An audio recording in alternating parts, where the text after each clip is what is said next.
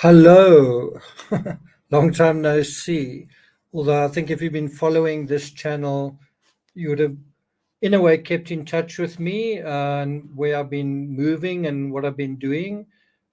Chelsea, good to see you. By the way, for those who don't know, um, I think today's an anniversary, a sad anniversary for Chelsea, who lost her father.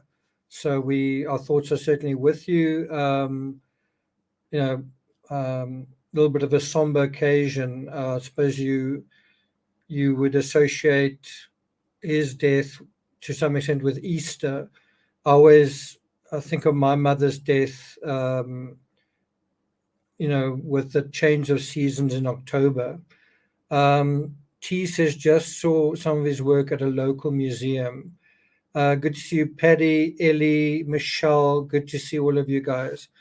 Um, so what we're going to do in this analysis, besides look at um, the letters from around this time of the year, end of March, early April, we are also going to do some other things. We're going to go into this article from the Financial Times, um, the call of the countryside, and that is certainly something that certainly artists like Vincent van Gogh answered, the call of the countryside. I've answered it quite recently, and I want to show you some photos that I took also in the countryside that definitely moved me and surprised me, and maybe it'll encourage you guys to go out into the countryside. Maybe it'll refresh you. Maybe it'll give you guys a different perspective, or just that change of perspective might just be refreshing. We're also going to look at this article briefly.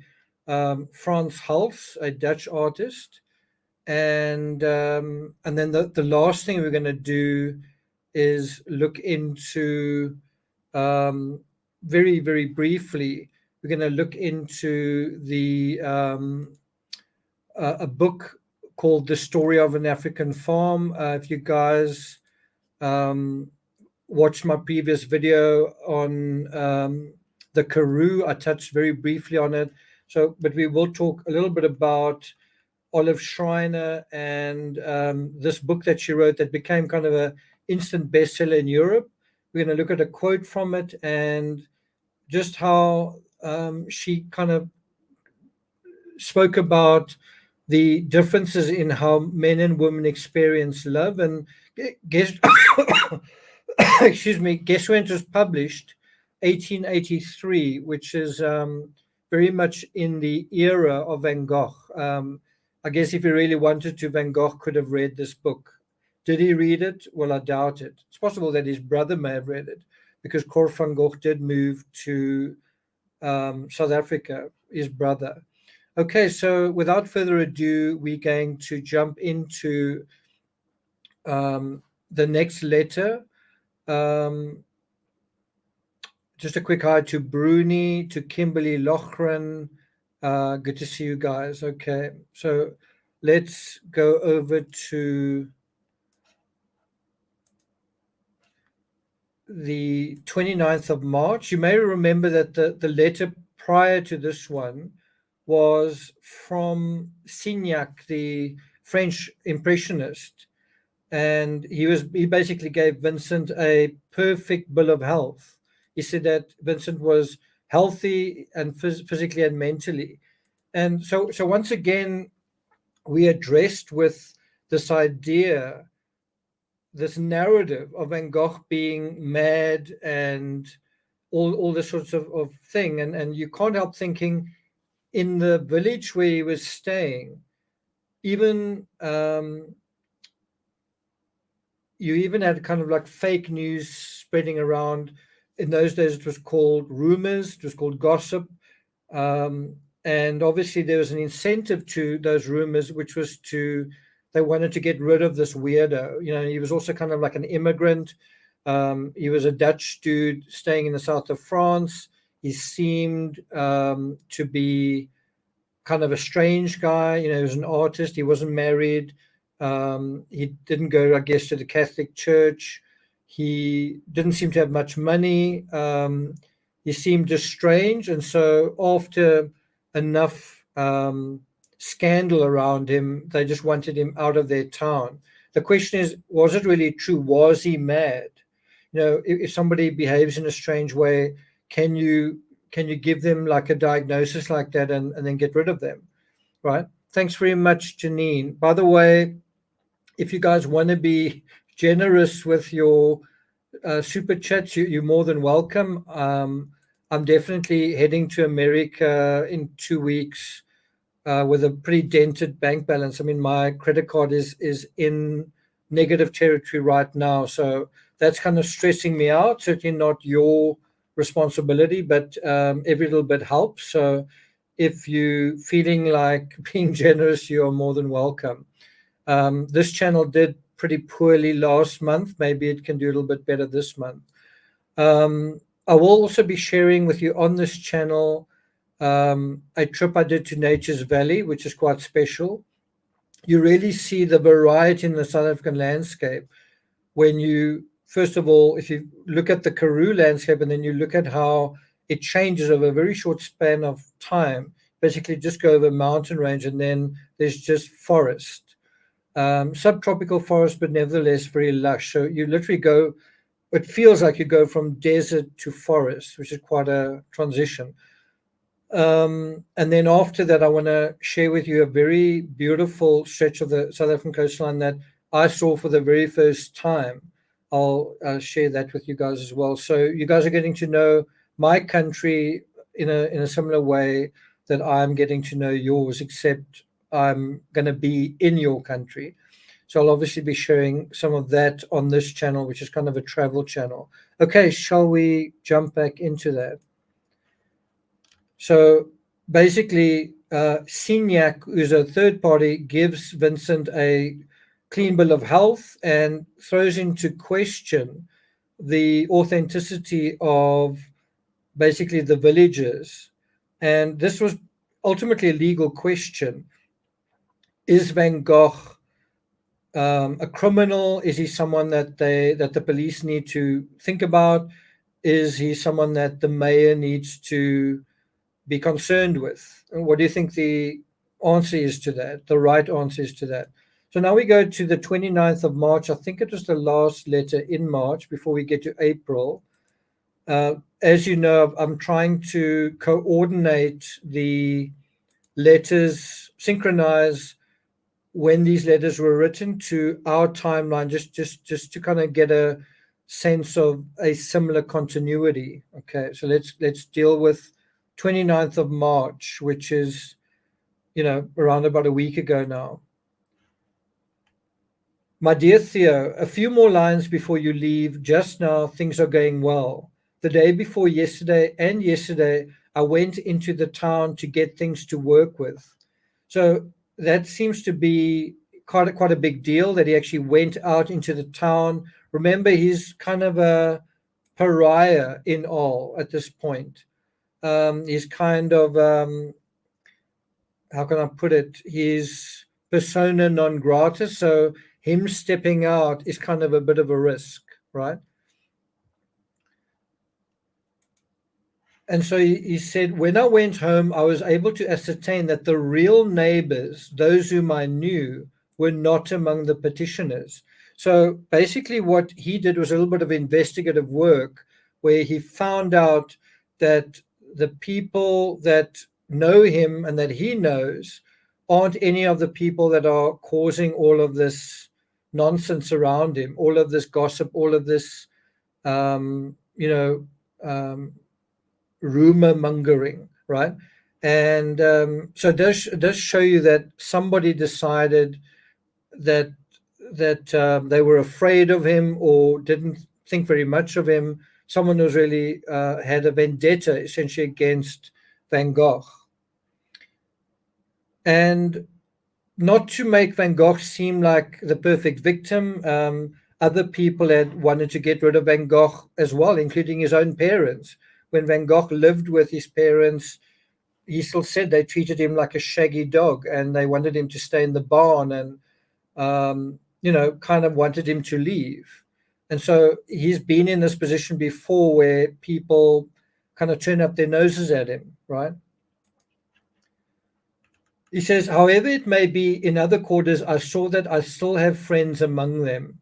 So, one's got to also question whether Van Gogh is telling the truth here.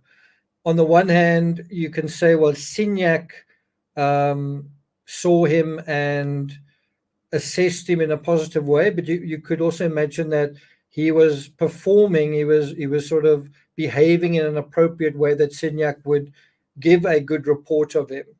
And so when he writes to his brother, one's also got to take it with a pinch of salt, because the flip side of all of this is, excuse me for that cough. The flip side for all of this is, I don't think the villagers were up in arms over nothing. I think there was a little bit of smoke, and where there's smoke, there's fire. So I do think Van Gogh did have syphilis. I do think that he could behave in a very erratic way, but whether he was a danger to society, I think, is a different question altogether. And that's where I think the villagers were a little bit out of line, right?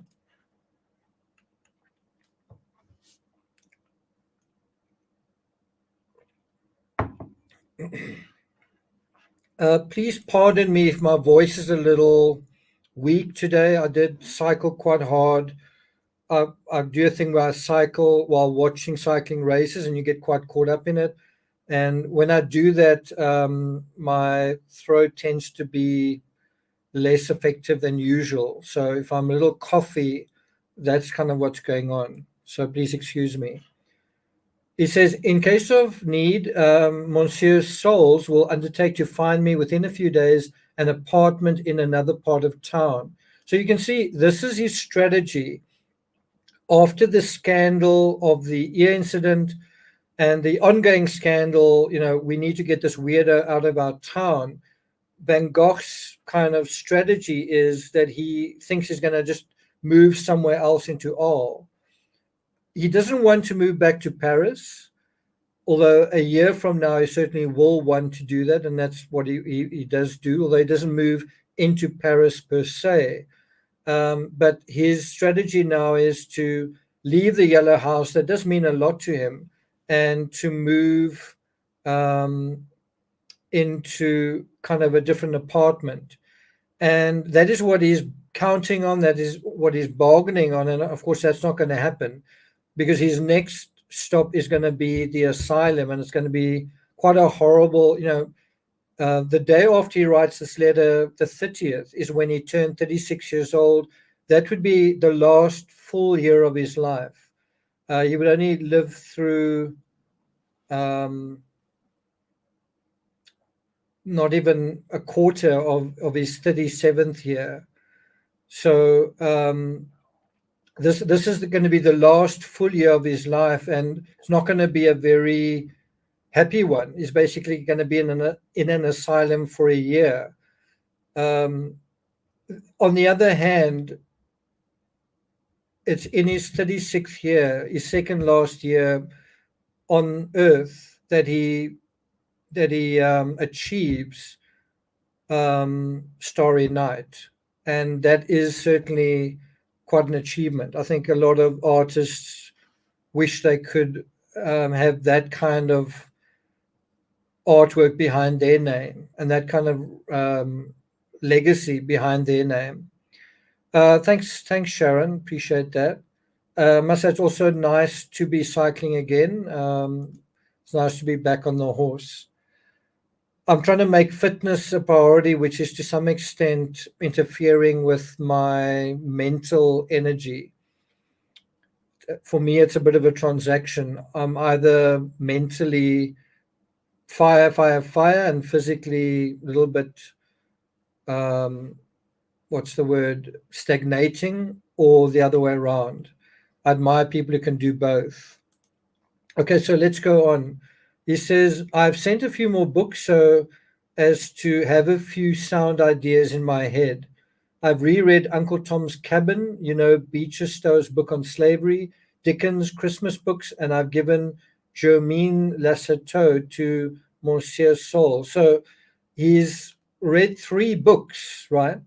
Now, again, let me ask you, do you think a madman, do you think someone who's can't focus, can't concentrate, can't think clearly, would even want to read a book, let alone reread a book and then reread 2 other books, right? And I can tell you, when I was away, I stayed in a beautiful forest, in a cabin in a forest. I actually finished reading a book called Solitaire. I probably easily read 150 pages in a single day, and the only reason I could do that was there was no television, the internet was very spotty, and I was in a calm state of mind, if I can put it that way. I was in a state of mind where my mind was quite, I don't want to say blank, but quite untrafficked, if I can put it that way. And so, that's reading 1 book. And it took a certain amount of effort and concentration to get through that 1 book. He's speaking about reading 3 books. Now, again, does that sound like somebody is struggling with their mental health? It doesn't sound like that to me. What does Chelsea say? It's not easy to get back into after the winter months, definitely. But bear in mind, it's after the summer months for me. I must say, good news for you guys. It's actually quite cold here in South Africa. I mean, I'm barely able to wear a t-shirt for this live stream. The weather definitely has suddenly cooled down. There's definitely been a very real shift in the weather here. We've had 3 cold fronts passing through, very high winds. I actually saw a short clip on X where, as you come out of a tunnel near Cape Town, a pickup truck lost its caravan, and the caravan literally got blown over a it's not a suspension bridge, but it's a pretty pretty hectic bridge. It's sort of built on an arch, and in the beginning, when I first saw that clip, I actually thought a car had been blown off the thing, but it was actually a caravan that was attached to the pickup. And I guess if the attachment didn't fail, it might have taken the pickup with it. My brother-in-law is from South Africa. Is he a good guy? Okay, so anyway, let's continue. Anyway, the point being that the weather here is changing, which means if winter's on the way here for us, summer's definitely on the way for you guys. Yeah, I don't think anyone would have been in it. Okay, then he says, and now I'm returning to my portrait of La Bercuse for the 5th time. Now, I don't know about you guys, but I don't really get um, the fuss about this particular portrait. Um, I don't really get it. Uh, he's painting this for the 5th time. He seems to think it's a big deal. What do you guys think? Maybe it is a question where he's taking comfort in the sentiment, in the vibe of this picture, which is a motherly figure. She's sitting in a chair, and so when he paints this, he actually finds himself settled. And I think it's important to say, you know, although I personally don't think Van Gogh was mad or that he was mentally unstable or whatever, I do think he was struggling with his emotions. I do think there was a mental challenge. I mean, anybody, no matter how perfect their mental health was, anyone who had lost an ear, even if it was a health issue, and let's say you lost your ear by accident, anyone would be traumatized by that, and it would affect you. Just that.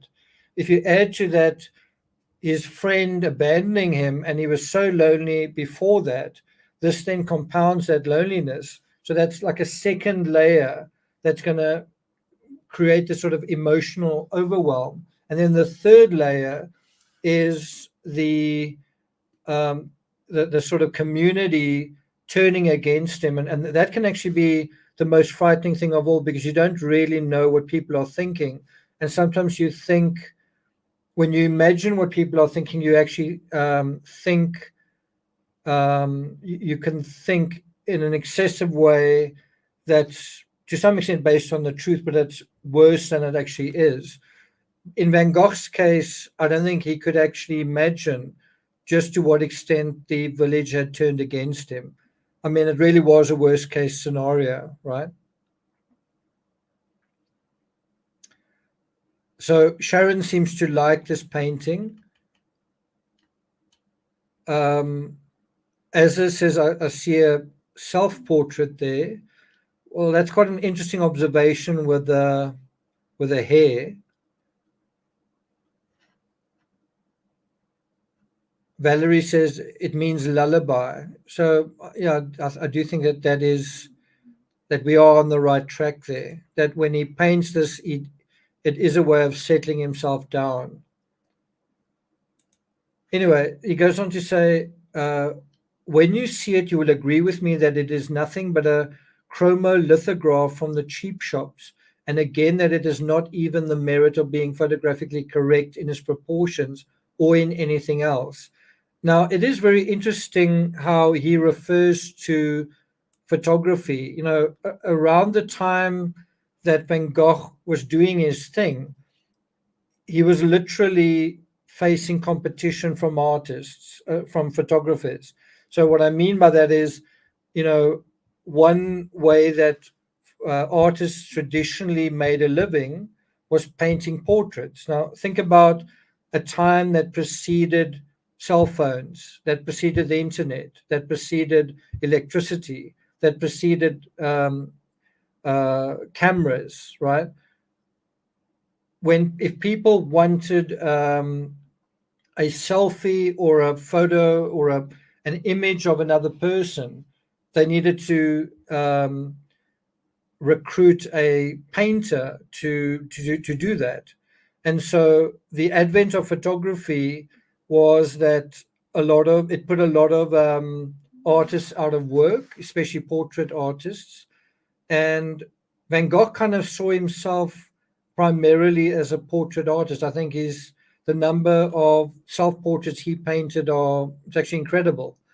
Um, as far as I'm concerned, he wasn't a terribly good um, uh, portraitist, if that's the word. I don't really think even his portrait of Dr. Gachet, for me, isn't terribly well executed. I find his landscapes definitely more interesting. If you think about his portrait of Paul Gauguin, it's terrible actually. Whereas Gauguin's portrait of him, I think, is not flattering, but it's certainly quite interesting and fairly accurate. Lois, welcome. Good to see you here. Anyway, let's continue. So that does make this whole period quite interesting. Is that Van Gogh was needing to think about photography and thinking how he can compete with photography, but also differentiate his work from photography. If you think about it, if you can take a photo of someone's face or you draw someone's face in a photoreal way, why not just take the photo? The photo is probably going to be more accurate. And so the artist has got to think, what can I put into a picture that a photo can't capture? And the answer is the human element, emotions. You can exaggerate color. You can um, give more priority and proportion to certain things which you recognize as a person showing something that are black and remember the main difference between photography then and art then was color, right? And is it any accident, is it any, do you think it's a coincidence that at the time of black and white photography you have an artist that comes forward in the world with such vivid colors, kind of neon yellows, this contrast between um, orange and blue and light blue and yellow and so on, that you have this artist coming through that is such a rich colorist and an expressionist. And I've got two huge blown up Van Gogh pictures in my bedroom, and sometimes they really do seem even garish. But the point is that they're very vivid, and what is the central thing that a black and white image lacks? Vitality, vividness, color, life, a kind of sense of animation. A black and white photo often feels stuck in time. It feels like a derivative of reality that's, you can almost not even imagine in a black and white photo what it really looked like because there's no color. And so Van Gogh kind of took up the slack in terms of that department. Does that make sense? Anyway, so let's go back. He says, after all, I want to make an image such as a sailor at sea would dream of when he thinks of a woman ashore. Now, I don't know about you, but if I was a sailor at sea, it's not the kind of woman I'd be thinking about. Um, it is also interesting that he thinks about a sailor at sea. And isn't that in a way what Van Gogh is at this point himself? Isn't he in a way at sea in terms of his own life, kind of adrift? I mean, he's about to be cut loose from the yellow house, isn't he? Okay, so let's continue. Um, they are very attentive to me at the hospital these days, and this is as well as many other things. And this as well as many other things upsets me and makes me rather confused. So you kind of get the idea that he doesn't like being fussed over. He does acknowledge here that he says many things upset me.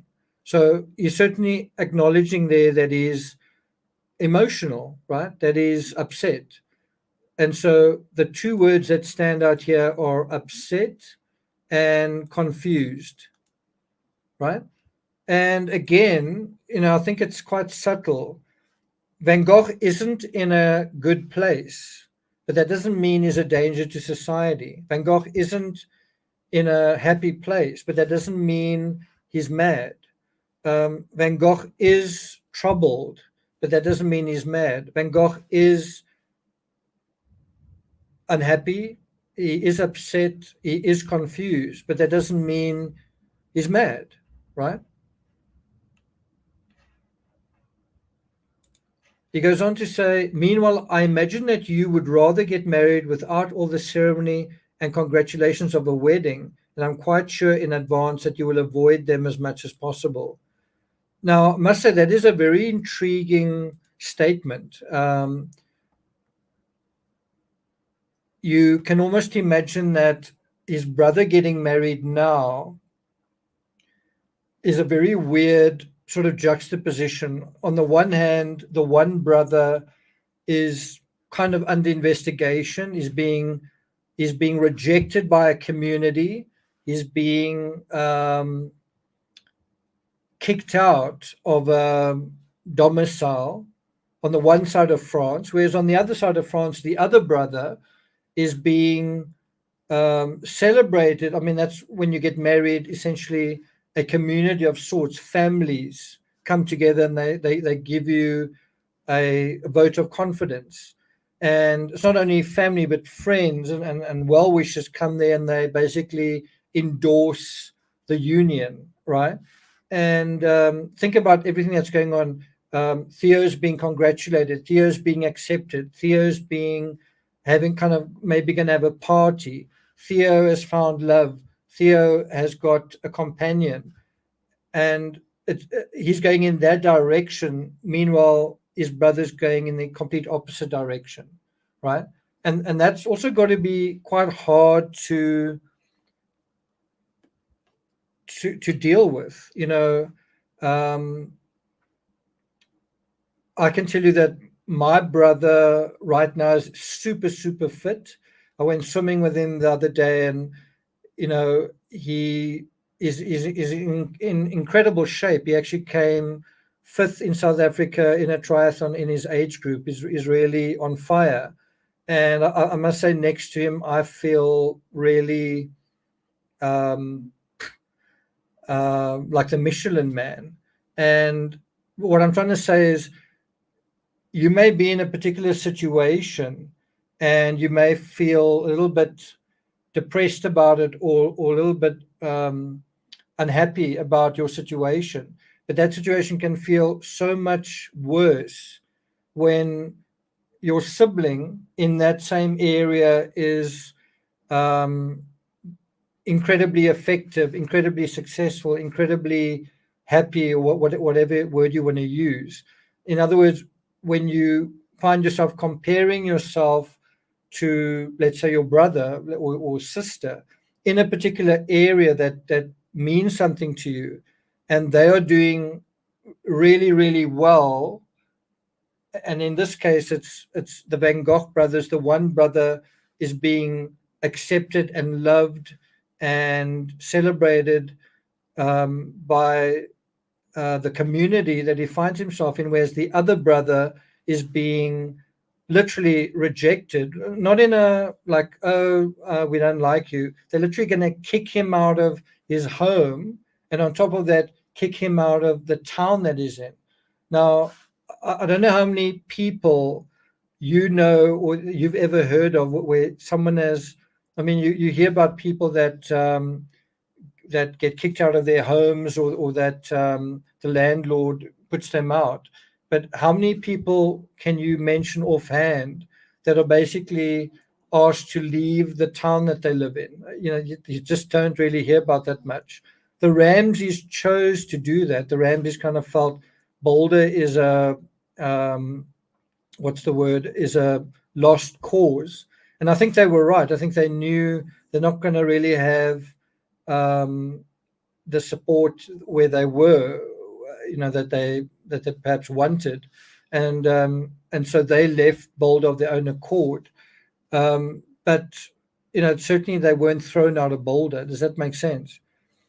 So you can imagine Vincent Field. He's a sensitive guy. You can imagine this being um, very, very insulting and very, very troubling. I mean, can you imagine how hard it must be to sleep at night when what you're being faced with is, well, you're about to lose your home, and the people are going to kick you out of the town. That is inevitable, and you sort of hear things going on secondhand from this one and that one.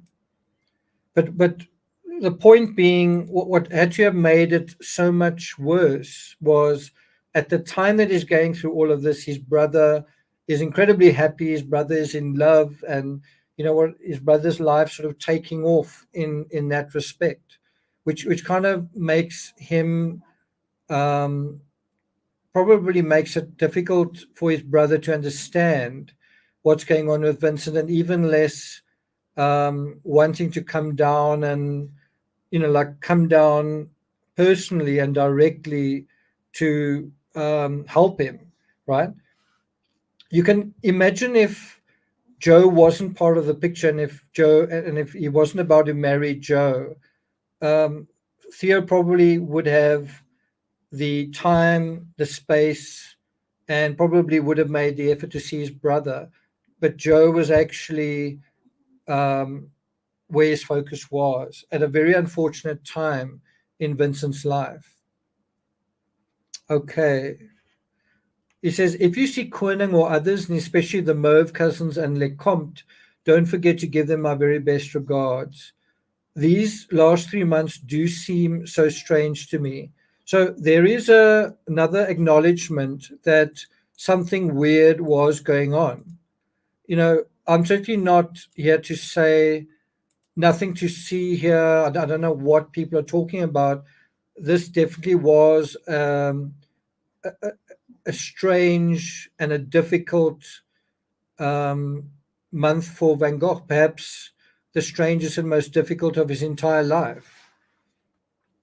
right? And then he goes on to say, sometimes moods of indescribable mental anguish, sometimes moments when the veil of time and the fatality of circumstances seem to be torn apart for an instant. Now, I don't know about you, but that is an incredibly eloquent description of what he's going through, right?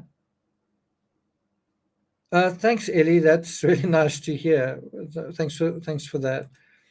Um, that is an incredibly eloquent thing to say. Is that he can actually describe what he's going through. So again, he's not in denial. He's not saying I'm the happiest I've ever been, or it's wonderful not having my ear. I could actually feel the wind against my head, or whatever.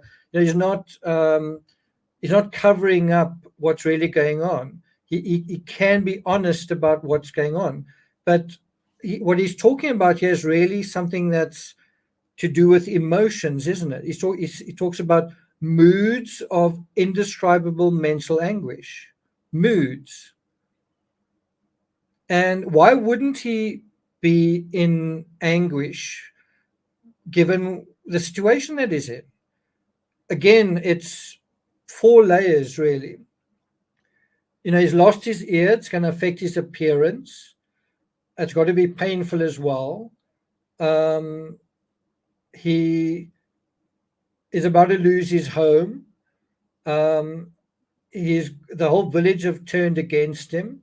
And then the fourth area of that is his brother's not really there for him as he once was, because his brother is in love with someone and they're about to get married, and that is distracting him, right? He also talks about the fatality of circumstances. And there it is. And that's exactly what he is going through, a very unusual, unfortunate set of circumstances. Again, bear in mind that this is happening in the same year. This is all unraveling in the same year of the World Fair. And this is the World Fair is Van Gogh's big chance to finally make a breakthrough. It's his big moment where he can put together some work and kind of make a breakthrough as an artist. That's kind of what he's trying to do, where he's trying to get to, where just makes a breakthrough. And instead of that, he's now got to worry about. Just think about how he is finding his feet just before Gauguin arrived, and also kind of shortly after Gauguin arrived. He was finding his feet as an artist. He was getting into the groove. He was getting into a state of flow. He was um, uh, feeling that sort of artistic um, power, flowing through him, right? And then, first of all, Gauguin basically fucked that up. And now the villagers are compounding that, and it's like he needs to be doing in January, February, March, April, May. He needs to be painting. He needs to be just that same effort that he was doing so well with. He was painting sunflowers. He was really doing well. Just continue doing that, and then have a body of work to give or to exhibit at the World Fair. Timmy, what you doing? Right? And instead of that, his time is being wasted where he's got to worry about his ear, where he's in hospital, where he's being interfered with by the neighbors, and in the middle of all of this, he's now going to have to find somewhere else to find a new home. Can you imagine that? Can you imagine it's almost like you've qualified for the Olympics, and you are in excellent shape. And then in the last 4 months before the Olympics, um, someone cuts off your ear, and then they say you need to find somewhere else to live.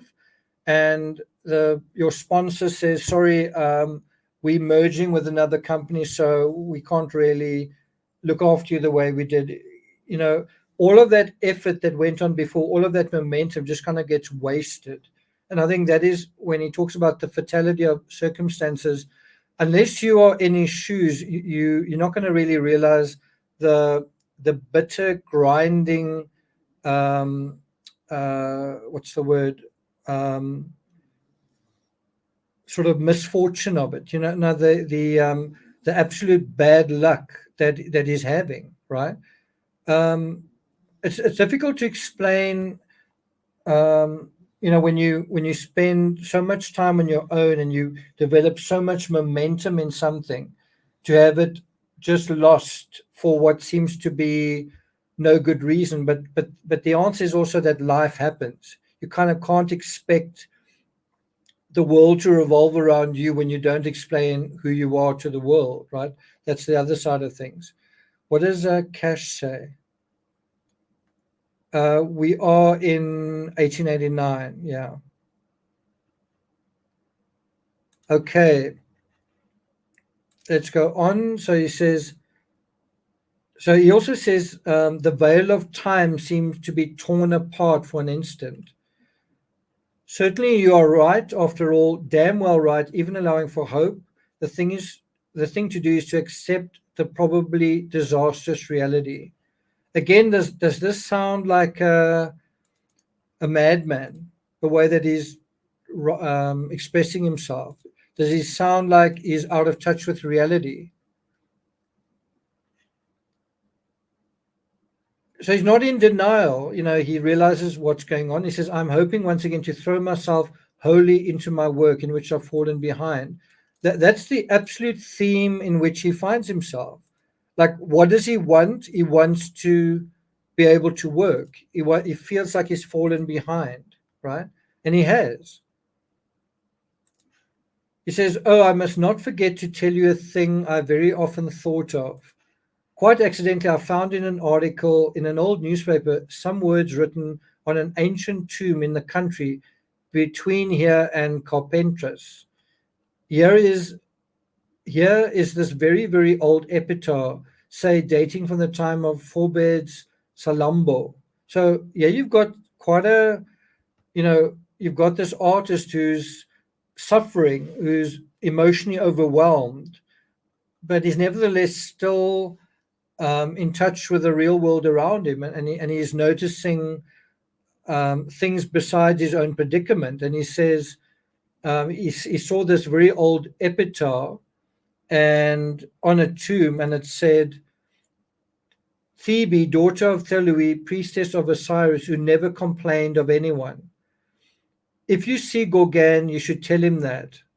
Now that's quite a cryptic remark, where he says, um, I've never complained, or he says to Theo, you should tell Gauguin about Thebe, who never complained of anyone.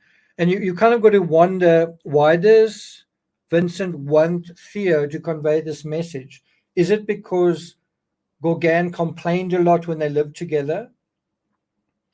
Is it because he suspects that the source of this of these rumors about Van Gogh being mad and being a threat to society, that they came from Gauguin, right?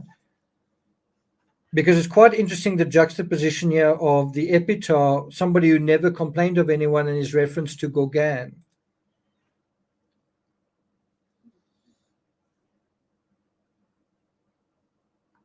Okay, then he says, and I thought of a faded woman. You have the study of her at home, the woman who had such strange eyes, whom I also met accidentally. Now, one wonders what that is a reference to. Is it a reference to the woman that he gave his ear to? What does it mean, this she never complained of anyone? Imagine a perfect eternity. Why not? But don't let us forget that even in those old days, reality had this, and she never complained of anyone. Do you remember that one Sunday good old Thomas came to see us and said, oh, but are those the kind of women to make a man horny? Well, there you have it in plain English. It is not exactly a question of being horny, but from time to time in your life, you feel thrilled through and through, as if you were actually striking root in the soil. Meanwhile, you talk to me of the real South, And I've said that after all, it seemed to me it was rather for men with more well balanced mind than mine to go there. The real South, isn't it rather there that you would find reasonableness, patience, serenity enough to make you like that good Thebe, daughter of Thelui, priestess of Osiris, who never complained of anyone? Compared with this, I feel utterly ungrateful. So he's actually saying, he saw in an epitaph someone who said that this woman never complained of anyone, and he feels like in in comparison to that, he feels ungrateful. That he feels that he shouldn't be complaining about anything. He shouldn't be complaining about his circumstances. But of course, I don't think this Phoebe was ever thrown out of her home or out of her town. He says, that is the happiness, the serenity I am invoking for you and your wife on the occasion of your marriage, so that you may have this real south within your soul. What a lovely sentiment. And, do you remember that in a couple of episodes back, I mentioned an art expert who said the reason Van Gogh cut off his ear was because he feared his brother getting married. um, I don't think he's ever said anything negative about his brother getting married. He's never said anything about. So I guess I'm not going to get any money from you. I don't think he's said anything about. Are you sure about this? The only thing that he has said was something along the lines of, I don't know if you're the kind of guy who would have a celebration or something like that. Then he says, if I want this letter to go today, I must finish it. A handshake, a pleasant journey, many kind regards to our mother and sister. Um, at this time, Vincent was 35 years old, or the very next day would be 36.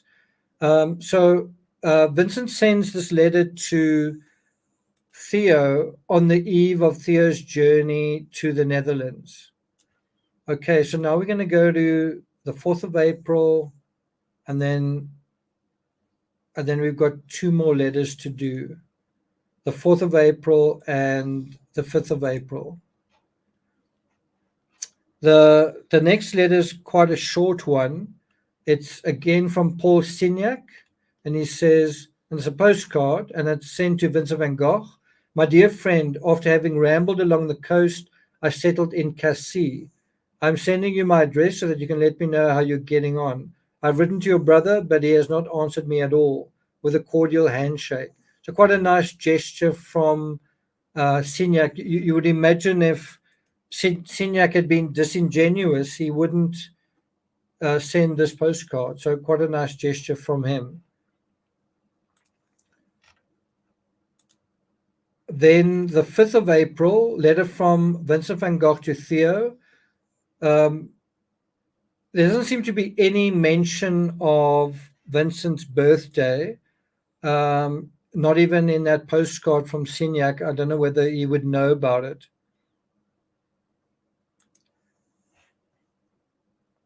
Relevant paintings.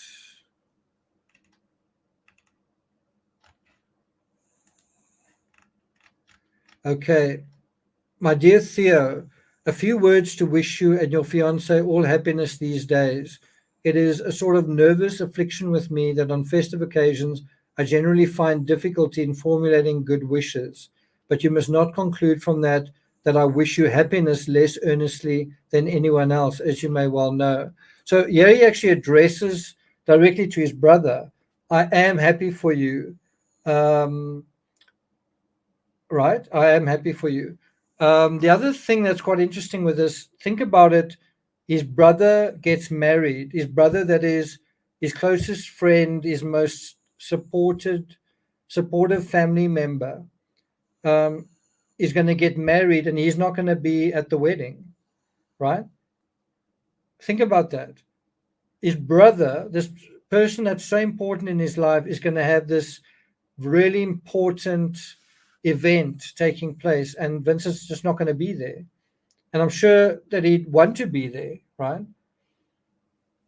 Um, Interestingly enough, when I came back from America, it was a good friend of mine's son's wedding, and I don't know. I was in a very strange place. In some ways, I still am.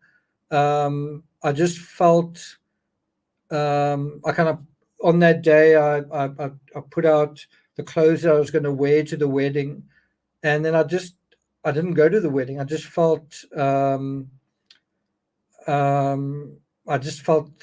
for whatever reason that I didn't really want to go to the wedding. Um, there's a couple of things. I just had COVID. I still wasn't feeling 100%.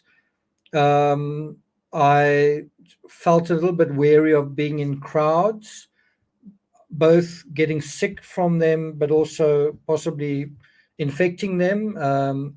And I don't know. I just think in a way I was just in the wrong place psychologically. And I mean, it's not like me and my friend's son are like the biggest of friends. But I do know the family quite well. But um, and I don't think they appreciated me not turning up. Um, and it was, I guess, hard to explain why I didn't feel comfortable going in a way that's not going to come across as I don't know, insulting or whatever it is. Um, anyway, I have other reasons that I don't really necessarily want to share here, but I'm just saying that a wedding is actually a big deal, and not attending a wedding is also quite a big deal. That's interesting that you say that. Okay, let's continue. So he gives his brother good wishes. He says, I still have to thank you for your last letter, as well as for the consignment of paints from Tassay and for several numbers of Les Fifres with drawings by Forain. These last especially had the effect on me of making me see my own stuff as very sentimental beside them.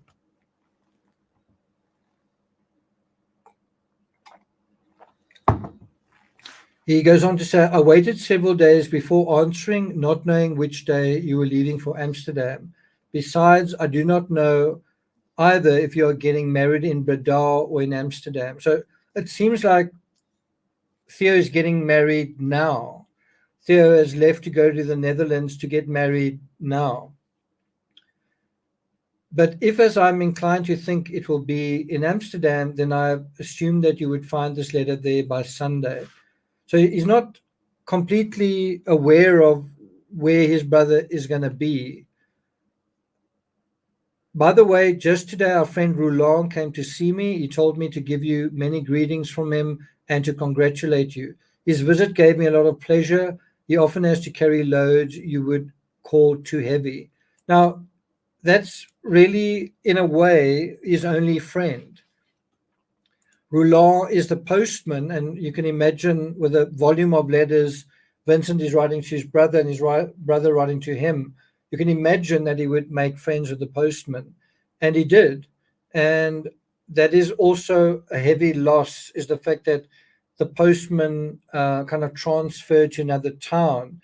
And so this one friend that he has is also sort of lost. So you can kind of imagine that the primary feeling that Van Gogh is feeling is loneliness, but within the context of his brother um, in finding himself in this giddy feeling of love and happiness, right?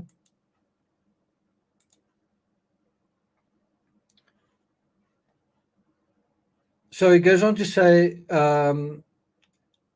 it doesn't prevent him, as he has the strong constitution of the peasant, from always looking well and even jolly. But for me, who am perpetually learning from him afresh, and I think this is so important. He Van Gogh has always. Let me put it on full screen for a second. Van Gogh has always admired the sort of Emile Zola representation of the pilgrim and of the peasant, of this humble, hardworking, hobbit like persona. someone who doesn't try and get attention, someone who has got good values, someone who's self-sacrificing, someone who is very in tune with nature and isn't pretentious, right? And here he actually says that he admires Rouland for his um, strong constitution, that he looks well and jolly, um, and that he says here, what a lesson for the future it is when one gathers from his talk that life does not grow any easier as one gets on in life. He says he often has to carry loads which you would call too heavy, but it doesn't prevent him. And one kind of has that sense from Van Gogh himself that this thing, is trying to be an artist. He's not really selling his art, but he perseveres. That he's carrying a heavy load, heavier than most people are capable of carrying, and he does it with reasonably good cheer. He seems to actually have um, exceptional psychological resilience compared to the average person. Blue Flame, good to see you. He says, I talked to him so as to have his opinion as to what I ought to do about the studio, which I have to leave in any case at Easter, according to the advice of M. Soles and M. Ray. So he's kind of been told, you have to leave the yellow house. I said to Roland that having done a good many things to put the house into a far better state than when I took it, especially as regards the gas I'd put in, I considered it as a definite piece of work. They are forcing me to leave. There you have it in black and white.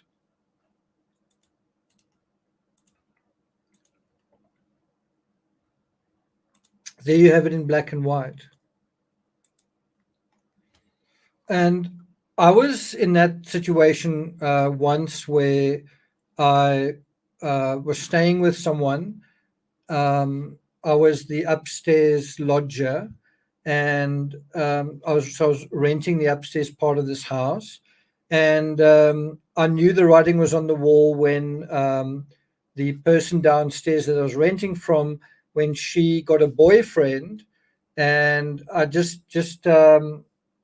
I don't know, just the way he dealt with everything, just the kind of snarky, cynical way that he treated me. Uh, anyway, it still makes me quite upset. And I remember one of the last things that happened when I stayed there was he decided that the internet modem, needed to move downstairs, and there was no reason to move it at all. But the reason he wanted to do that was he knew that I make a living basically with the internet connection. And so he knew that he could um, blackmail me with the internet. And that's exactly what they did. He would turn the internet off from upstairs, and I couldn't do anything about it. And so they basically forced me to leave as well. And it's not a nice feeling, especially when you feel that it's done in a, let's just say, an illegal and an unethical way. It's not done in a nice way. It's not done in a fair way. It's not done in a honest way. It's not done in a reasonable way. It's a very horrible feeling. Um, and I think that's how he's feeling as well. Although I do feel like um, the amount of scandal surrounding what's going on, it's not that shocking that they're asking him to leave, right? I mean, I'm pretty sure that he did misbehave, and that there was a lot of drinking and debauchery going on. Not that he deserved it, but certainly that the locals were quite shocked to have the police coming by and a blood-soaked bed and all that kind of thing. I'm just saying that I can definitely um, I certainly feel for him in what he's going through. Must have felt very unfair. Anyway, then he says, I should be pretty well justified in taking away the gas and making a rumpus about damages or something only I have, or something only I haven't the heart to do it. So he's basically saying there that he has a right in a way to he can kind of claim for the amount of money he spent and this and that, but he says it doesn't even have the heart to be an arsehole, basically. The only thing I feel I can do in this business is to tell myself that it was an attempt to make an abiding place for unknown successes. So basically, what he's dealing with here is a dream that is in ashes. It's not just about losing um, a room with a bed. Is losing a dream, is losing a studio that he put a lot of his own personal effort in to create a place for artists to share in his journey. And now that's gone, right? That's gone. And I think he realizes just how much of himself he put into that. So it's not just blood, sweat, and tears. It's also your heart went into this, and it was a symbol of hope, and it was a symbol of life, and it was a symbol of himself to some extent. And so it's kind of like the death of a dream, and it's like you must now pick up the pieces, and he probably doesn't even have the heart to do that. Again, it's within this context that he's going to paint Starry Night. He says, besides, before seeing Roulon, I had already been to the gasworks to arrange it this way, and Roulon was of the same opinion. He expects to stay in Marseille. I am well just now, except for a certain undercurrent of vague sadness, difficult to define. So again, this is a self-assessment. He basically says, I'm healthy. I just feel a little bit sad. Well, who can blame him? Um, Maybe he's actually feeling a little bit depressed. He says, anyway, I've rather gained than lost in physical strength, and I am working.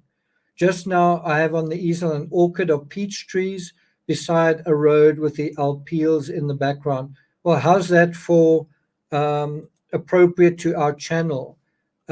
We do so many Van Gogh letters, and Yari's literally painting an orchard of peach trees. I must say the peach tree outside my window is enormous. It's really growing like crazy, and I really don't think it can get much taller than it already is. I guess we'll see. He goes on to say, it seems that there was a fine article in the Figaro on Monet. Roulon had read it and been struck by it, he said. Altogether, it is a rather difficult problem to decide whether to take a new flat and even to find it, especially by the month.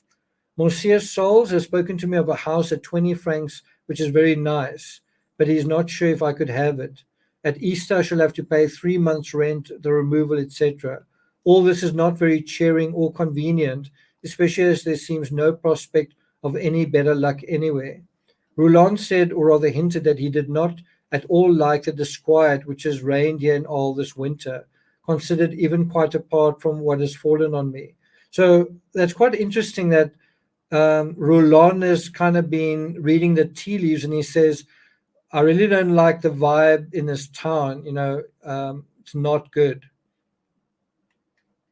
After all, it is rather like that everywhere. Business is not good, resources exhausted, people discouraged, and, as you said, not content to remain spectators and becoming nuisances from being out of work. If anybody can still make a joke or work fast, down they come on him. So it's almost like they're turning Van Gogh into a scapegoat. People are taking out their grievances on him. I must say, where I live, there are quite a few old people, people that are retired, and I must say I have the same feeling that that they don't have anything better to do than to poke their nose into your business. I really don't pay any attention to what they're doing, but they don't seem to have anything else to do except complain and be bothered by things. And I think he's kind of going through something similar. He says, and now, my dear lad, I do believe I shall soon not be ill enough to have to stay shut up. Otherwise, I'm beginning to get used to it. And if I had to stay for good in an asylum, I should make up my mind to it. And I think I could find subjects for painting there as well. So there's a kind of a warning, or there's a certainly a prelude to exactly what's going on, that that he may need to go to an asylum.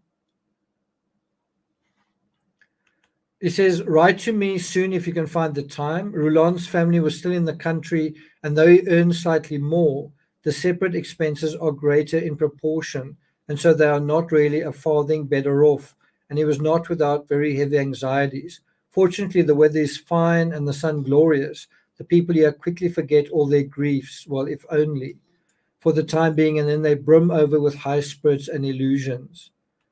So I think another thing to bear in mind is at the time that Theo is getting married, Vincent is kind of a prisoner. That's the impression I get. That is, I don't know if he's really free to leave the hospital, but you kind of get the sense that he's a prisoner and that his home is not really under his own custody, if that makes sense. And so even if Theo wanted Vincent to attend the wedding, I don't know whether Vincent could. Don't you get that idea? Rookie says, you've certainly changed the way I view Van Gogh. I used to believe that he was mad, but now that I've been listening to your series about him, I know he was not. You have opened my eyes. Um, you know, it's not it's not kind of magic. It's not like it's not that difficult to show Van Gogh as a sane human being. You simply read his letters.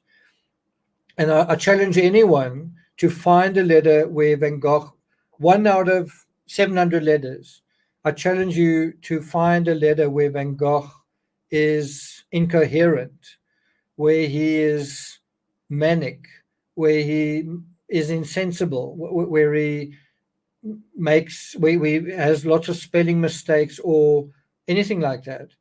And if you had to put anyone else under the same cosh, essentially, write 700 letters and be sensible in all 700, I don't know how many people would be.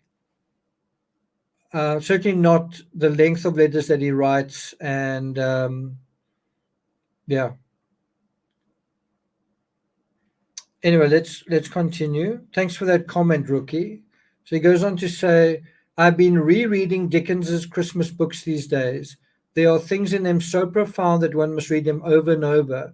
There are tremendously close connections with Carlyle. So he's actually reading English. Remember, he's a Dutchman living in France, reading English literature.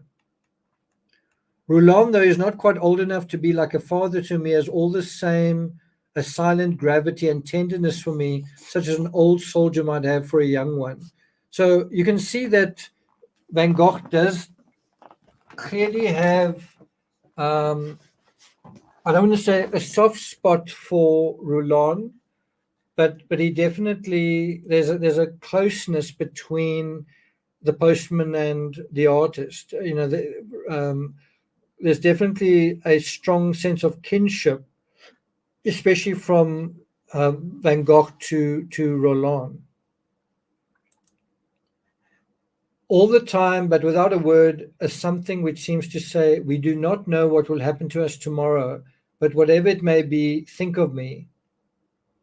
And I must say, that's certainly a sentiment one can't help thinking about Van Gogh, because, you know, he doesn't know what's about to befall him.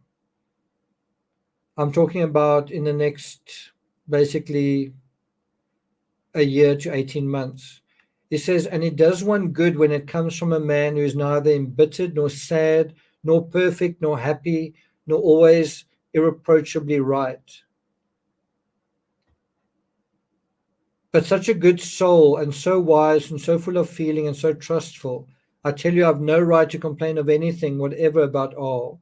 When I think of some things I've seen there, which I shall never be able to forget. It is getting late. Once more, I wish you and Joe plenty of happiness and a handshake in thought. Ever yours, Vincent. So, once again, this is a really profound letter, um, one of many beautiful letters that is written. And, out of his adversities, advice is to not complain. And if you take that advice literally, when he was at the end of his life and whatever happened to him, isn't that what he chose to do? Not complain, not point a finger at someone. When the ear incident happened, isn't that what he chose to do as well? Not complain, not point his finger at someone, right? Okay, so there's another letter on the 10th. Um, should we finish off with this last letter? It's a letter from Vincent to Paul Signac, and then the next letter is the 13th of April, which is about a week from now. So let's finish off with this letter.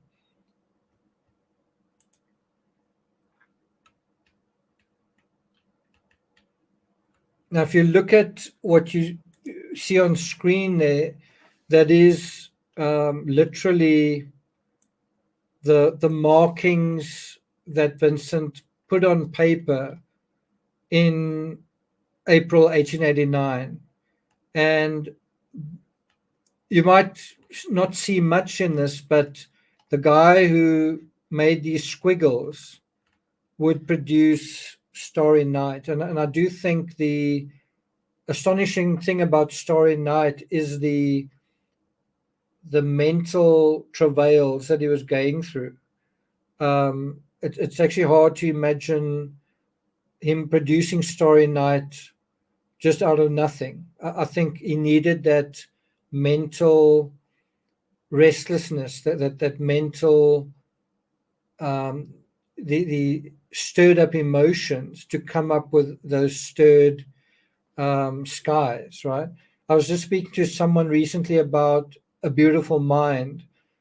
John Nash comes up with his original idea only after the professor has told him, we're not going to be able to place you anywhere because you haven't produced anything. And instead of feeling sorry for himself, he accepts the urgency that he needs to come up with something, and he suffers. He suffers in the effort to do that. He's very lonely. He works very hard. He's tortured, and eventually, it's within that period of adversity. First of all, being confronted that you might not even be placed anywhere. Secondly, that other people have produced and handed in things. It's within that scenario of difficulty that he goes up a gear and he produces something special. And I think that's true of all of us. You've got to be challenged, but also you've got to accept the challenge and rise to that challenge. Anyway, so he says the following. My dear friend Signac, many thanks for your postcard and the information it contained. As to my brother's not having replied to your letter, I'm inclined to think that it is hardly his fault. I myself have not heard from him in a fortnight. The fact is that he is in Holland, where he's getting married one of these days. Well, look here, without denying the least bit in the world the advantages of marriages, once it has been contracted, and of being quietly settled down in one's own home.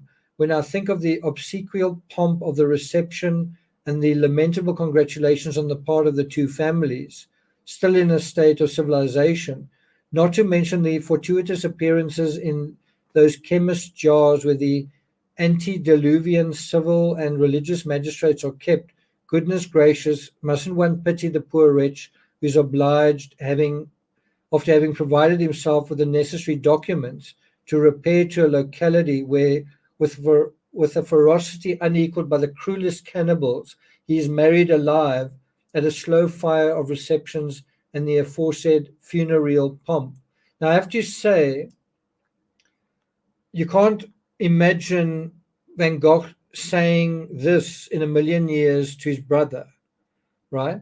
You kind of get a sense that there are two Van Goghs, that Van Gogh to his brother is an authentic person, but he nevertheless keeps a part of himself, a bit of a crude part of himself, on the back burner.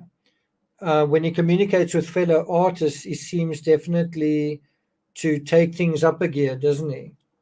And yeah, he seems to be the most critical, not so much of being married or getting married, but the whole ceremony around it, which he finds very fake and pointless, I guess. And he basically sees it as, you're going to be cannibalized by the community once you get married. He goes on to say, I remain greatly obliged to you for your friendly and beneficial visit, which contributed considerably to raising of my spirits. I don't know if you guys remember, I know there are some of you here who have read my books. Oh, sorry, my book on Van Gogh, The Murder of Vincent van Gogh. It is on Amazon for those of you who don't know. Thanks a lot, Blue Flame. Thank you. But I seem to remember writing that I think one of the biggest and most underestimated things that Van Gogh suffered from was loneliness. And I think if you see Van Gogh's loneliness as a source of almost all the ills that he suffered, then his life makes sense, right? And you see how he's invigorated by the visit of the postman, how he's invigorated by the visit of Signac, right? And of course, he's going to deteriorate so much in the next year because his brother's not going to visit him during his year in the asylum, and he's basically going to be quite lonely in the asylum, and basically going to just realize, I need to get out of here and get back to the people who love me. Otherwise, I'm going to basically die here, right? But if you think about Van Gogh as a lonely spirit throughout his life, it does start to make sense of a lot of the things that he does, doesn't it? I also think you can't write this many letters, and I don't necessarily include Theo, because Theo's, answering them and sending him money.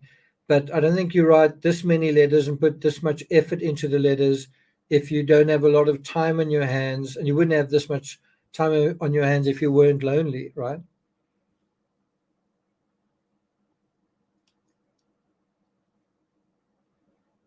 Okay. He goes on to say, I remain greatly obliged to you for your friendly visit. At present, I am well and work at the sanatorium and its surroundings. I'm not quite sure if he's talking about the asylum there. From there, I've just returned with 2 studies of orchids.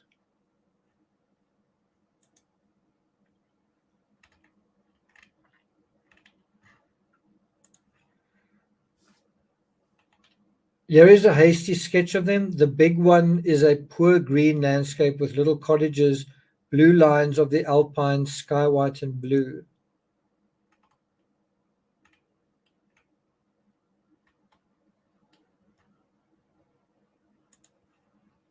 The foreground, patches of land surrounded by cane hedges where small peach trees are in bloom. Everything is small there.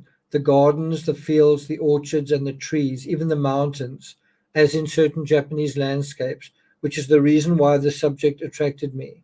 The other landscape is nearly all green with a little lilac and grey on a rainy day.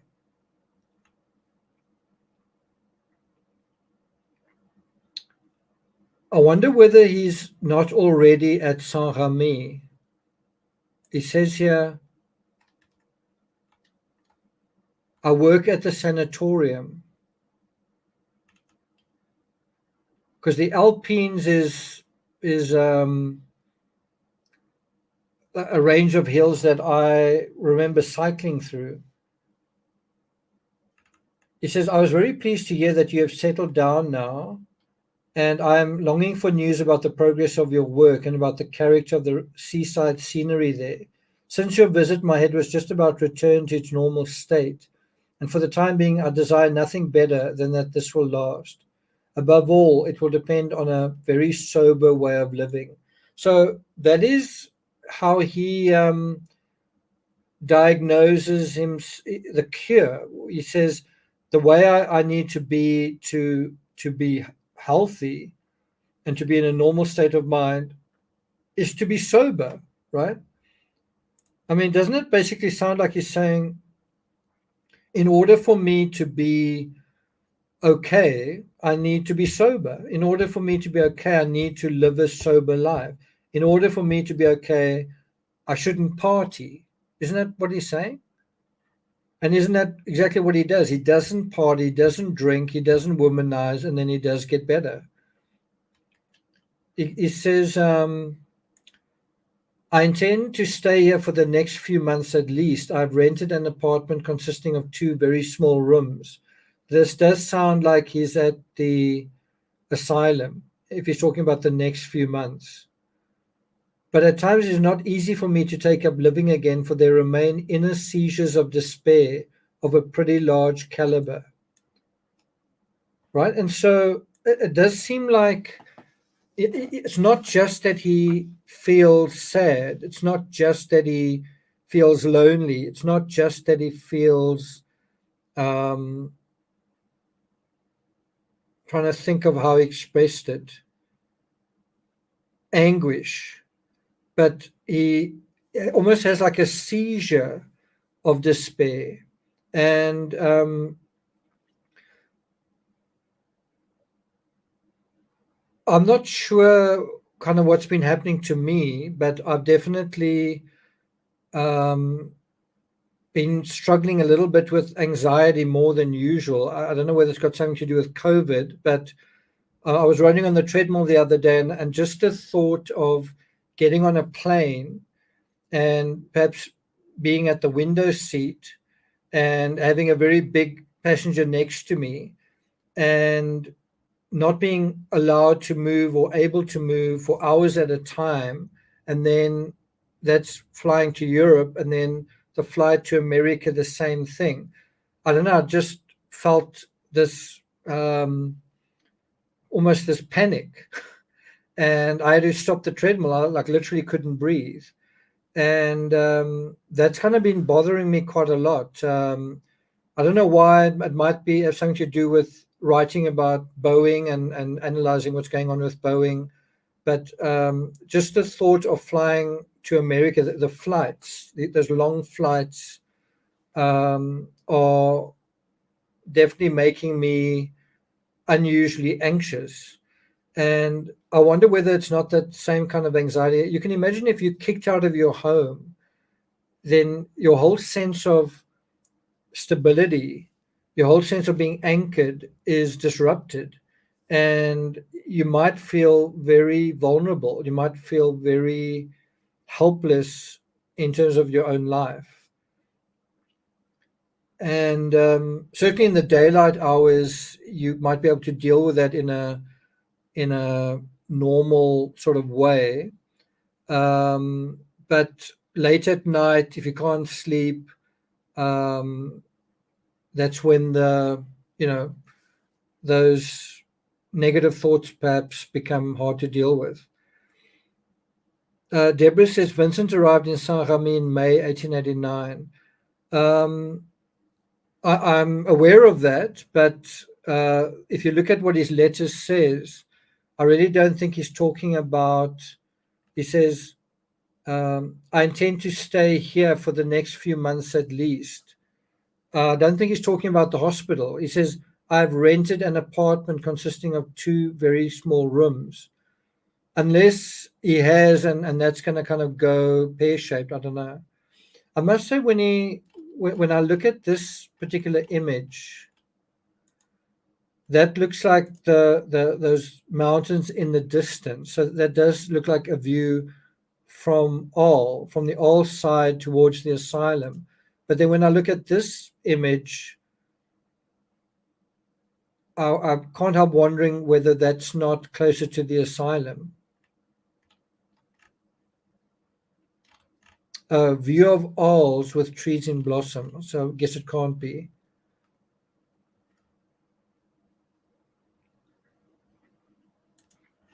So when he talks about the sanatorium, I guess he is talking about the hospital. Okay. And there he says it. My God, those anxieties. Who can live in the modern world without catching his share of them? My best consolation, if not the best remedy, is to be found in deep friendships, even though they have the disadvantage of anchoring us. Well, that's quite amazing. I've just spoken about anchors. And he says here that the disadvantage of anchoring us more firmly in life than would seem desirable in the days of our great sufferings. Um, and I think he's right when he says, the best remedy for those anxieties is talking to someone, having a deep friendship with someone.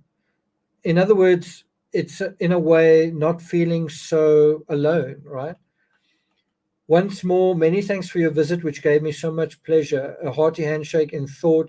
Yours sincerely, Vincent. Now, if you think about it, Signac basically sent a very short postcard, just basically 3 or 4 lines. This is my address. And so he's really reaching out here. He's really reaching out with this letter, right? Okay, and then the next letter is the 13th of April to Theo. He says, I'm surprised that you've not written to me once during these days. So, not very happy about that. I'm going to go out of this to deal with an article I saw in the Financial Times. It's titled "The Call of the Countryside,"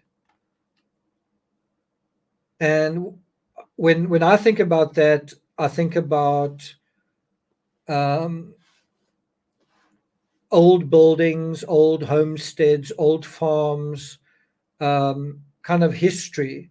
In other words, the countryside being a place that that we once occupied. And if it's not you that occupied it, it might be your father that occupied it, or his father, or our grandfathers, or our great grandfathers, or the people that came before them that moved through a particular countryside and either settled in it or um, uh, found somewhere in it where there was a town and turned that countryside into a town. But I do think there's something about the countryside that takes us somewhere else, certainly in our hearts and our minds. And so this article talks about the pleasures and pressures of a return to the family home. And that's kind of what I did. Let's see if I can pull this up.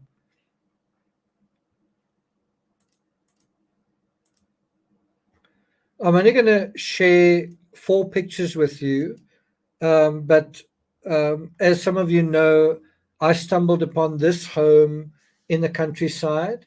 It's a place that precedes um,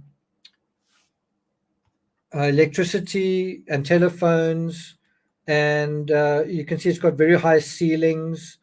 It's got quite the scale of this home is also quite unusual. The rooms are very large. The kitchen is one of the biggest kitchens I've ever been in, but it feels so different to places that we live in today. The floors are made out of wood. Every footstep you take, you can hear. Um, uh, when you go up the stairs, it's wood, it creaks. When you go from your bedroom to the bathroom, it creaks. When you flush the toilet, you don't just turn a lever, you literally pull on a chain. Um, I could hear frogs singing outside the window. Um, the art in these, there's art in these old houses, not photos. There are books in bookcases, not or what else do people have these days? Computers or whatever. I don't think there's a television anywhere in this entire house, and that's kind of part of its charm. All the furniture's old. There's quite a lot of effort that goes into the furniture as well. Um, I actually meant to put this image on the True Crime Rocket Science community page, just showing how, if you have a distorted view of reality, how how distorted a view of reality can be based on reading someone else's map. And if you look at this map, just look how distorted Africa is. Look how far that part juts out. Look how incredibly inaccurate America is here. California seems to be pretty much the whole of America, but a very distorted map. This part of South America seems fairly accurate, the top part. Um, I don't really know what's going on here. That looks like a land mass, but there really isn't land like that. So they seem to think Antarctica is huge. Europe, they've got quite accurately. Um, this part, the top part of Africa and going down there is fairly accurate. India is pretty accurate, but the southern hemisphere is incredibly disproportionate.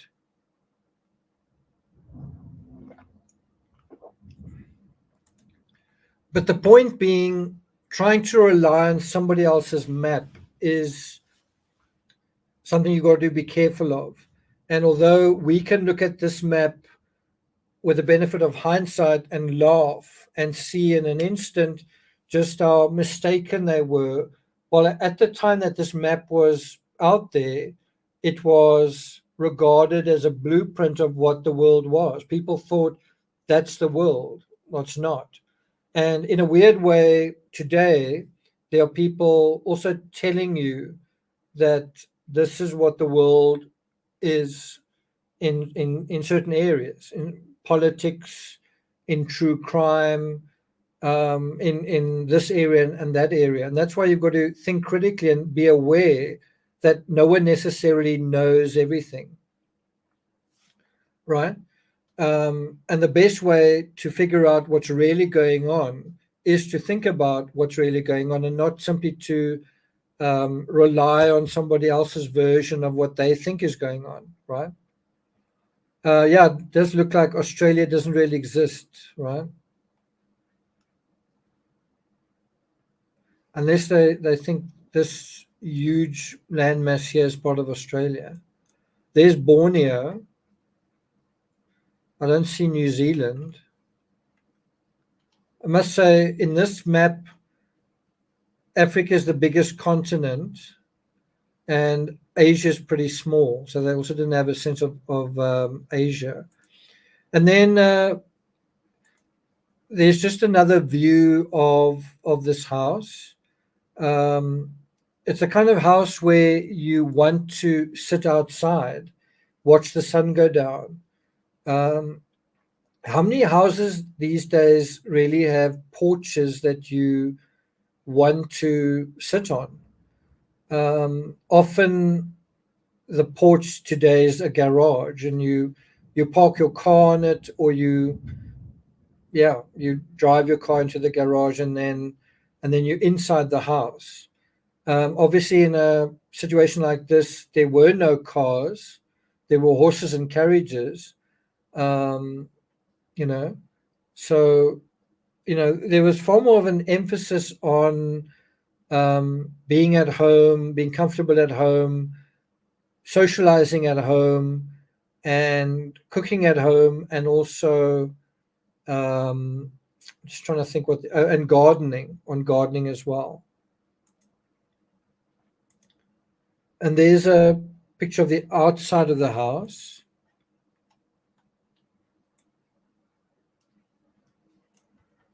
But I must say, one of the things that I appreciated at this place was just how peaceful it was. Um, no noise, no cars, no machinery, and you really got a sense of peace, right? Kind of looks like a yellow house with the early morning sun on it, right?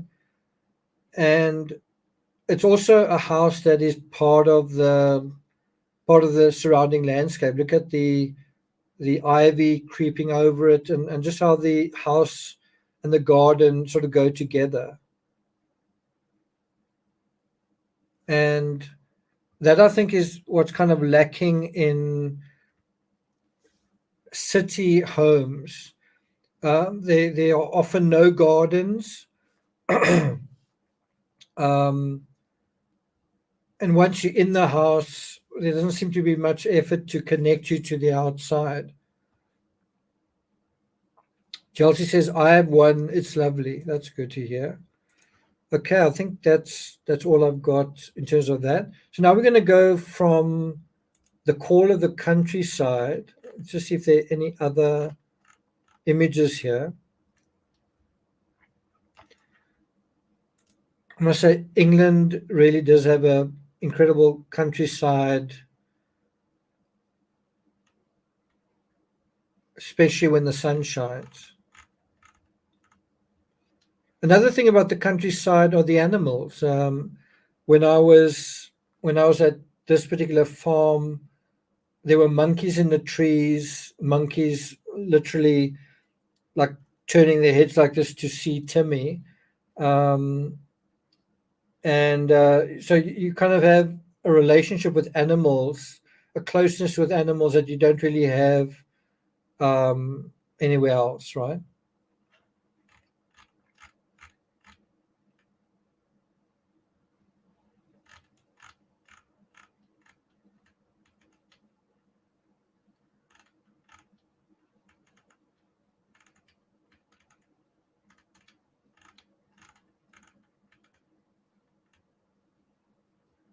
Also, think you are more connected to the environment, the weather, the climate. When you out in the country, you aware of how not just your garden but the surrounding landscape is having to deal with climate conditions, right?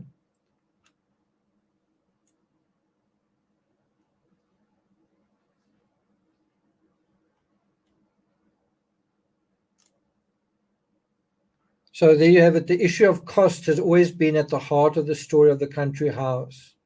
Some houses have bankrupted the owner before they even had a chance to complete it and move in. So that brings us to the story of an African farm. Um, and so that area of the Karoo that I put up a video about that prior to this one. Olive Schreiner.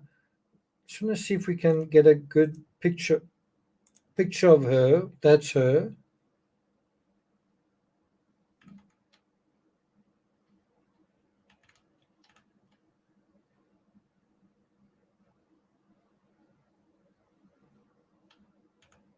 Says here, from a chronological viewpoint, Schreiner's life shows an interesting pattern.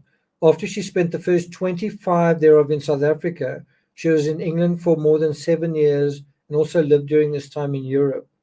After this, she lived in South Africa for 24 years, the time of her friendship with Rhodes, the Anglo-Boer War, etc., etc. She was the ninth of 12 children born to a missionary couple in the Eastern Cape near Herschel in South Africa. I just want to see exactly where she stayed in the Karoo. Her older brother was appointed as headmaster in Cradock. Cradock is very near to Crawfordnet. Um,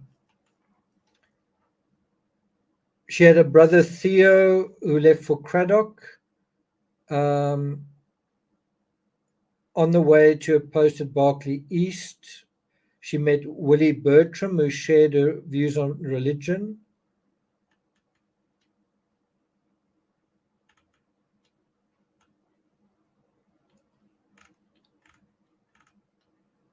Looks like she had asthma attacks, ill health. So I really just want to, if you guys want to find out more about her, you can read this article. But the part that I want to highlight is this quote. She describes the differences in how men and women experience love. Can you guys see that? I just found this really interesting. She says, a man's love is a fire of olive wood. It leaps higher every moment. It roars, it blazes, it shoots out red flames. It threatens to wrap you round and devour you, you who stand by like an icicle in the flow of its fierce warmth. The next day, when you go to warm your hands a little, you find a few ashes. 'Tis a long love and cool against a short love and hot. Men, at all events, have nothing to complain of. A woman's cool, long love cannot be properly reciprocated by the short and hot love of a man. They are, in fact, as oppositional as fire and ice. I just find that a really interesting um, description because I think in some ways it is true and in some ways it resonates. She seems to be talking about almost the um, erotic love of a man or a sexual the sexual desire of a man that sort of burns very fierce and then is gone and then there's no affection next to it. That seems to be how she's experienced it, and she kind of compares that to the more reserved and cool but more consistent energy coming from a woman, that is, and she's saying that kind of consistent love can't be reciprocated by a man who burns hot and cold. And I think she kind of has a point, right? She does kind of have a point. Um,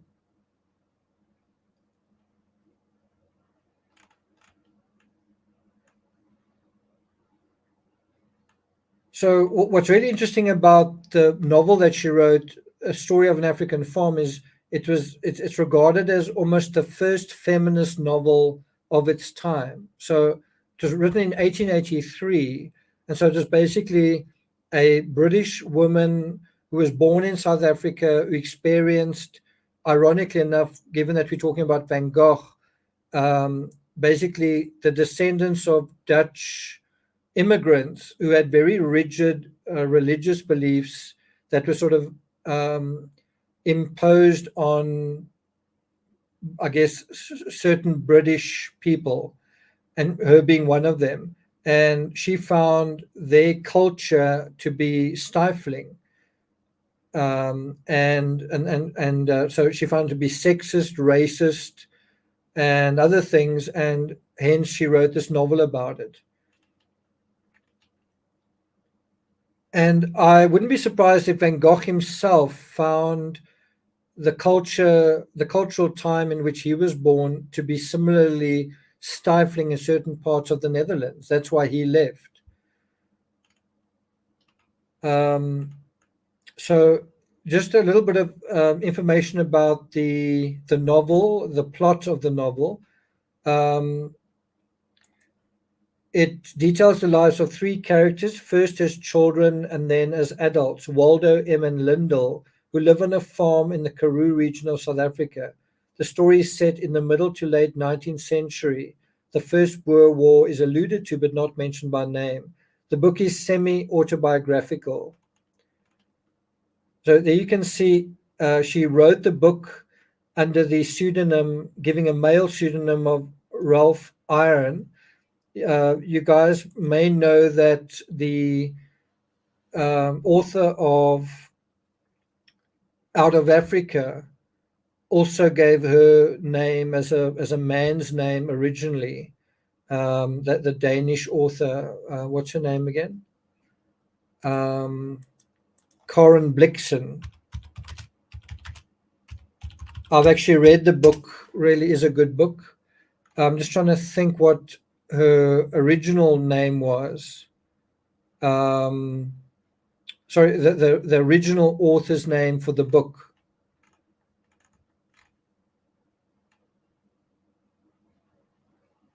Oh, Isaac Denison. There it is. Isaac Denison. So at that time, women felt so kind of, what's the word, discriminated against, that they kind of had to pretend they were men when they published books. And there are a couple of other authors. I'm just trying to think whether Emily Bronte did that as well. Can you guys think of any very well known authors that did that as well? Just trying to think. Chelsea says, I'll be reading it soon, arrives Tuesday. So I'll be curious to hear what you think of it. What I really appreciate about Van Gogh's letters is how contemporary they feel. It doesn't feel like you're reading something that's 130 years old. It feels like something he wrote yesterday. It really does sound very um, colloquial, right? I don't know whether a story of an African farm is going to come across just that way. I guess Chelsea can let us know. Um, Maybe it's time to restart the book club thing. I certainly want to talk to you guys about Solitaire. I really enjoyed that book. Let's just go to the narrative structure. There's only minimal narrative in the novel, and what there is only serves to support the book's many themes. It's a difficult book to summarize. Much of the story is a series of vignettes. That's certainly how Solitaire is as well.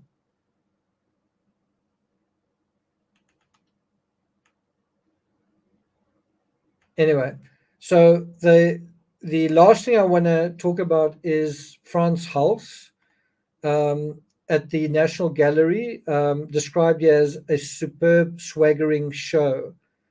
The artist's portraits bring to shimmering life the vigor and power of the 17th century Dutch Republic.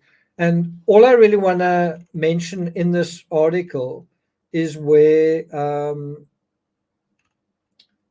he describes three artists in a very concise way. I'm just trying to see where he does that.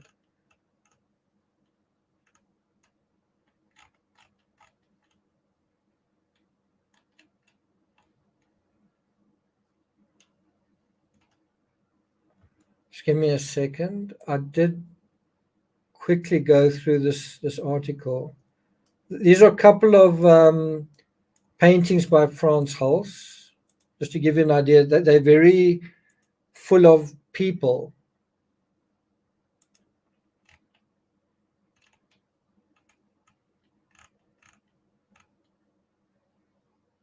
I hope I've got the right article here.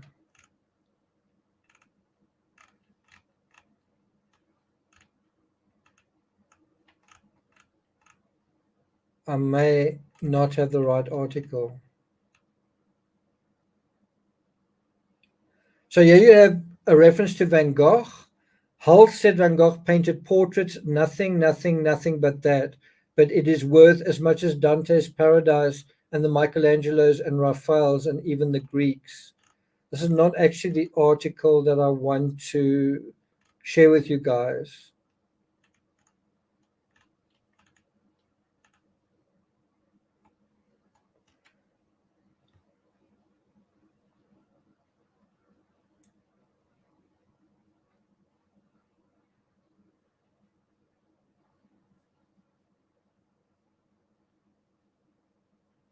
I hope I'm going to be able to find it. Just give me a second.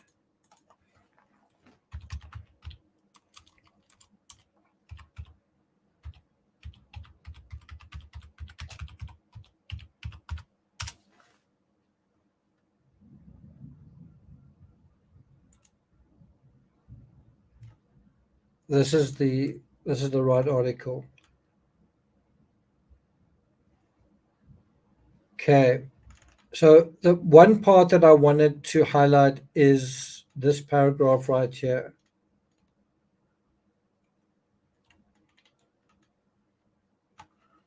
It says, "What's the difference between Rembrandt, Vermeer, and Frans Hals?"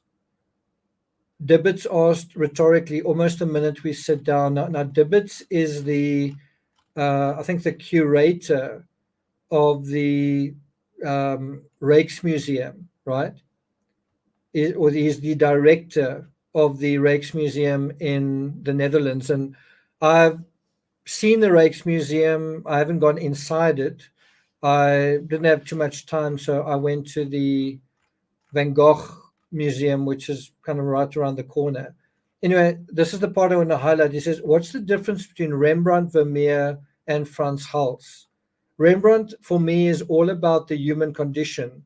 He's introspective, very emotional. So there's a concise description of Rembrandt, right? All about the human condition.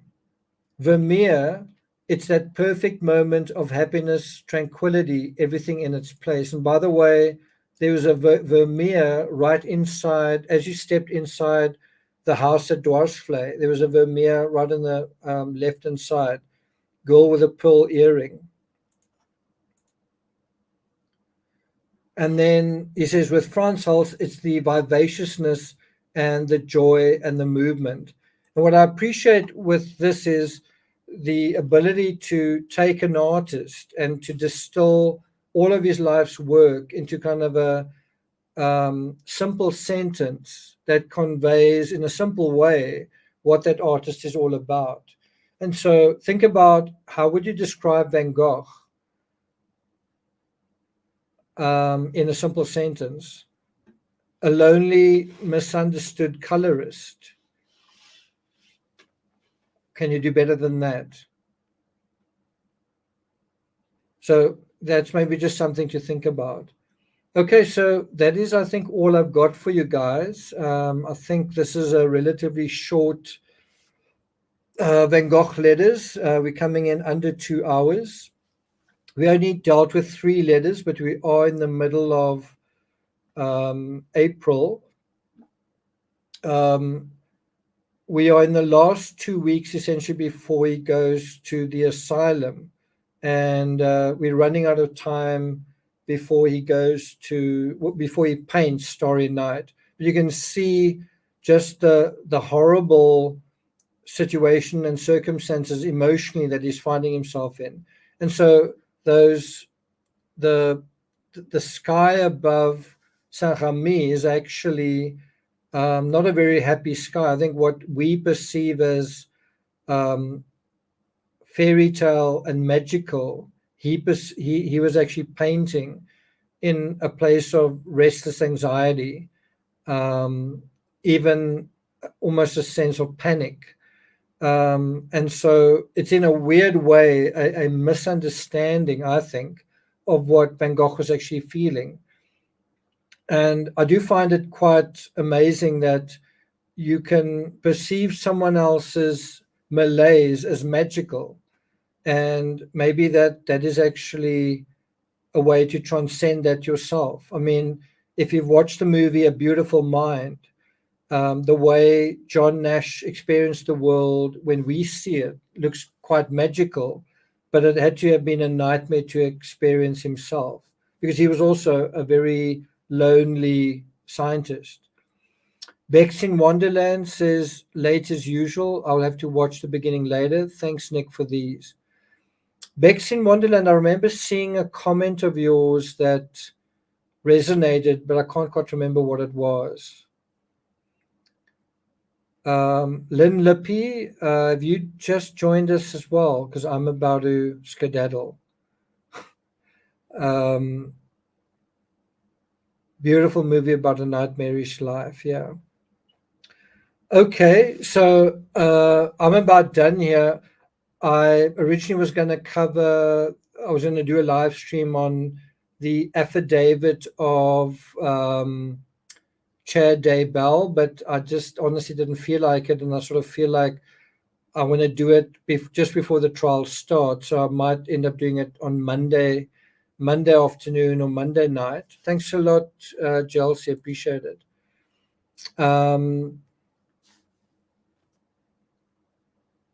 uh, I should also let you guys know it's probably not the right place because these are two different channels, but I don't know whether I'm going to follow the Daybell case to its conclusion, because just watching and listening to the jury thing is so boring as far as I'm concerned. Um, the um, the distance that the camera is from the judge and from the lawyers almost makes it impossible to get a real intimate sense of what's going on. And I remember actually complaining about that when I was in Boise. I actually said, can we get a little bit more zoomed in view of the witness box and so on? And they didn't do anything about it. I think they kind of purposefully wanted to be um, where you don't focus on micro expressions, and they don't want it to get too much attention. Um,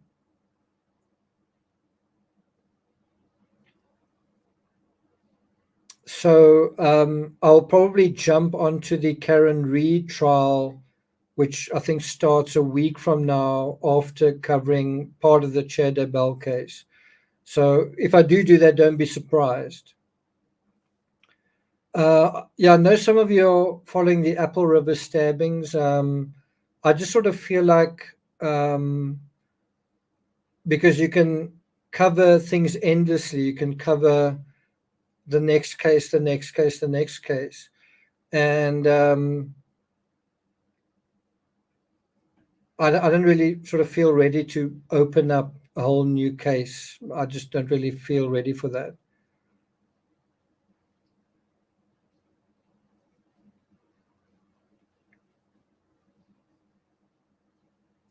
Tomorrow says Judge Jennifer Dorough sentencing. The killer was outstanding.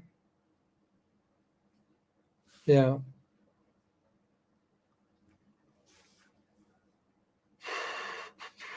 Let's have a look at some of your comments for the next 2 minutes, and then I'm going to log off. Well, Ellie says the eclipse is on Monday right by my house. I do hope that you are going to have good weather. I feel sorry for people who've paid good money and flown somewhere, and they're going to be somewhere where it's overcast. That's got to happen to some people. I do think it's very quite a nice spirit um, to be moved by. Where you literally go somewhere in order to look up at the sky and see something, that has got that is to do with sort of heavenly bodies, if we can put it that way. Um, it's just a different way of being on Earth, and I think it's kind of fun. Um, It is going to be very, very short, isn't it? 4 minutes long or something. Thanks a lot, Deborah. Thank you. MCP says, looking forward to all your work. For those of you who don't know, I've just posted another video on True Crime Rocket Science, analyzing a little snippet of the FBI talking, two ex-FBI agents talking about the John Benet Ramsey case. It's not something I usually do. I don't normally go to another YouTuber's channel and derive something from it, but I guess you'll see why I did what I did. I hope that particular person doesn't take it personally. It certainly wasn't meant as a attack. It was simply meant as a discussion. But I guess we'll see. Farm Girl says, I'll be watching from our farm, 4 minutes. Looking forward to seeing this. Timmy, come. Come, boy. Timmy, people want to see you say goodbye. Hello and goodbye. Come, boy. Lynn Lippy says we had reservations to see it, but cancelled due to my sick service dog. That's too bad. Come, boy, come. I must say, I think Tim is looking quite handsome. He is due for a haircut quite soon, but I think he always looks quite good, kind of at this point. He's not a very happy dog because it's been raining a lot, and I'm not gonna take him into the rain and the mud and then bring him home. So hopefully the rain stops by tomorrow and he can go out again. So there you have it. Okay. Beck says I'm in the 99.5 range, but going to a poor town in Ontario to see the total path. So I hope you get there, and I hope you see something. I hope you see something worth seeing. I seem to remember I was in Ireland once where there was a partial eclipse, and I remember looking at it more than I should have. Looking directly at the sun, partially eclipsed more than I should have. To me, people are saying that you're very handsome. He is, hey? Okay. Do I have any more content on Timmy to put on this channel? Don't really. I don't really, but I did order a special GoPro harness. The harness that he had on isn't really. The saddle is GoPro, but the part that comes around his body is another harness. So it'll probably be a lot more comfortable for Timmy and better to watch for us as well. So yeah, good news for everybody. Ellie says traffic is bumper to bumper going north. People coming from all over. Everything is sold out. Okay, so that's it from me. I'll be here next week for Van Gogh Letters 79, where we'll continue looking at the letters that he wrote in April. And as far as I know, there's kind of a dip after that. Let me just make sure.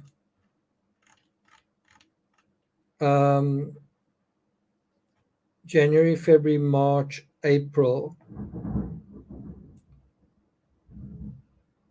Yeah, there is a bit of a dip.